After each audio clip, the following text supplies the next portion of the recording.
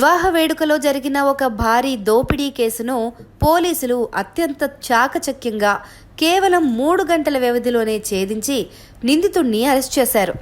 ఈ సంఘటన అనకాపల్లి జిల్లా నాతవరం పోలీస్ స్టేషన్ పరిధిలో జరిగింది.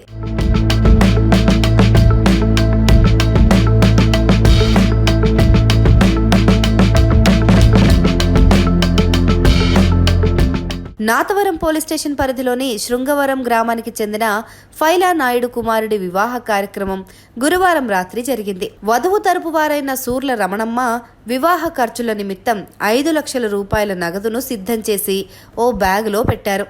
అలాగే పావుతులం బంగారం కాసు, ఒక సెల్ ఫోను, ఒక చీర కూడా ఆ బ్యాగులో ఉంది. ఆమె మరొకరితో కలిసి పెళ్లి మండపం సమీపంలో కూర్చోనున్నారు.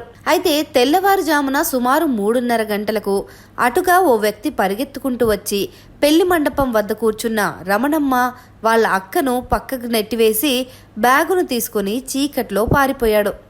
సుర్ల రజని అని చెప్పి ఆమె 112కి కాల్ చేస్తారండి. 112 కాల్ చేసి ఇట్లా నేరం జరిగింది అని చెప్పగానే ఇమీడియట్ గా కంట్రోల్ రూమ్ వాళ్ళు ట్యాబ్ మెసేజ్ పంపిస్తే బీట్లో ఉన్న కానిస్టేబుల్ మహంగాడ్ సంజీవ్ ఇద్దరు కూడా ఇమీడియట్ గా అక్కడికి రష్ అవ్వడం జరిగింది.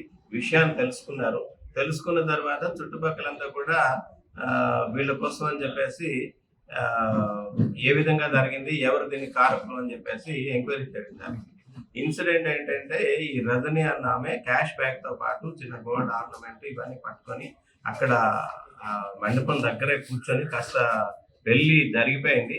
కాస్త మగతగా నిద్రమత్తంలో ఉంటుండగా ఈ ముద్ద ఎవరైతే ఉన్నాడో వచ్చి ఆవిడని తోసివేసి ఆవిడ చేతిలో ఉన్న బ్యాగ్ ని లాక్కొని పారిపోయాడు. ఆవిడ రెసిస్ట్ చేస్తూ కేకలు వేసుకుంటూ పరిగెట్టి పట్టుకోవడానికి కూడా ట్రై చేసింది. బట్ ఆ బురదలో పడిపోయింది ఆమె. ఈయన ఎవరు అన్నది కూడా ఐడెంటిఫై చేయలేదన్నమాట. అంటే చేసే టైంలో ఒక డ్రాయర్, హాఫ్ నెక్కర్ ప్లస్ బనీని ఇవన్నీ వేసుకొని ఎవరు అన్నది కరెక్ట్ గా వీళ్ళు ఐడెంటిఫై చేయాలి.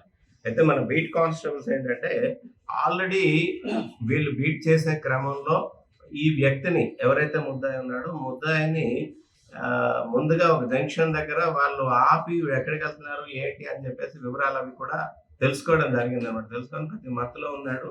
సరే చెప్పి పలానా ఊరు అని చెప్తే విడిచిపెట్టారు.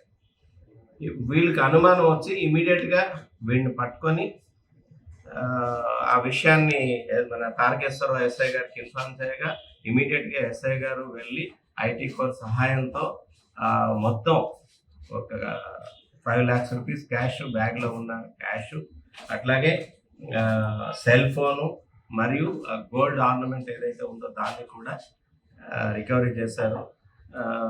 విత్ ఇన్ నో టైం అన్నమాట ఇది సక్సెస్ఫుల్ గా చేయగలిగారు.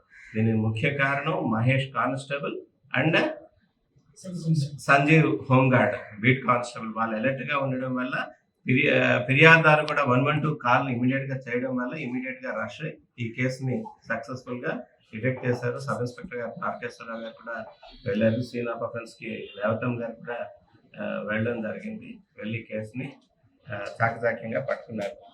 బ్యాగు పోయిన వెంటనే బాధితురాలు ఏమాత్రం ఆలస్యం చేయకుండా తక్షణమే 112కు ఫోన్ చేశారు. ఈ కాల్ ఆధారంగా కంట్రోల్ రూమ్ అలర్ట్ అవ్వడంతో నాతవరం పోలీస్ స్టేషన్ బీట్ సిబ్బంది అయిన మహేష్, సంజీవ్లు నిమిషాల వ్యవధిలోనే సంఘటనా స్థలానికి చేరుకున్నారు. అయితే ఈ ఉదంతంలో దొంగ మరెవరో కాదు, అదే గ్రామానికి చెందిన పైలా చిట్టిబాబు అని తెలుసుకుని గ్రామ శివార్లో నిందితుడు ఉన్నాడనే పక్కా సమాచారంతో పోలీసులు మరికొంతమంది సాయంతో అతన్ని అదుపులోకి తీసుకున్నారు.